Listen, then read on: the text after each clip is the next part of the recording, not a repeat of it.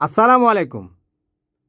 MP Saiduddin Hanzala কি জঙ্গি? বাংলাদেশের মানুষ কি ভোট দিয়ে জঙ্গিকে নির্বাচিত করে?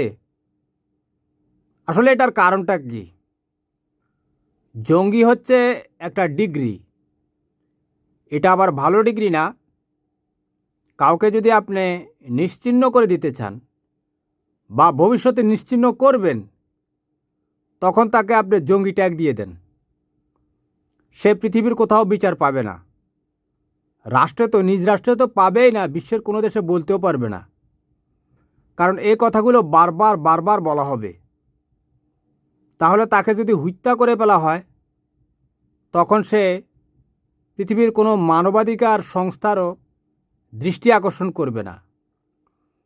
এখন এমপি মিস্টার সাইদুদ্দিন হানজালাকে কেন জঙ্গি বলা হলো?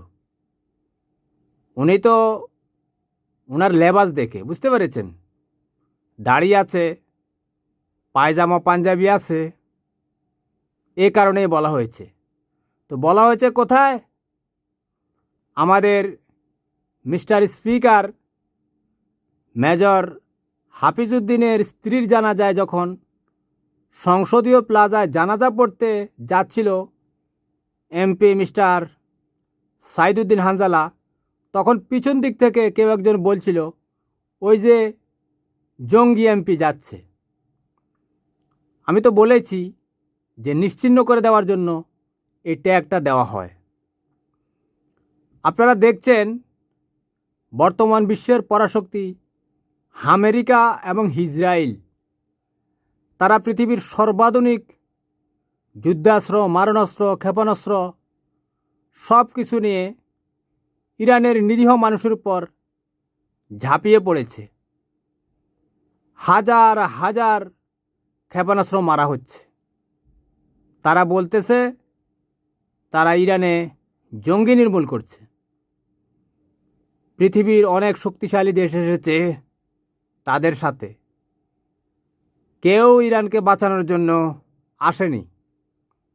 এই যে রাশিয়া, চীন রয়েছে না, তারাও কিন্তু মুখে পটর পটর, কারণ কেউ মুসলমানদের দুর্দিনে এগিয়ে আসবে না। তো এই এমপি হানজালা, তার একটা, সে ইসলামী লেবাস ধরেছে, নবীর সুন্নত ধরেছে, সে সংসদে বলছে, এ কারণে তাকে জঙ্গি বলা হচ্ছে। তবে মাথার টুপিটা কিন্তু পাকিস্তানের যে খাইবার পাখতুনখোয়া পশতুন রয়েছে না, তাদের টুপি, এটা চেঞ্জ করতে হবে।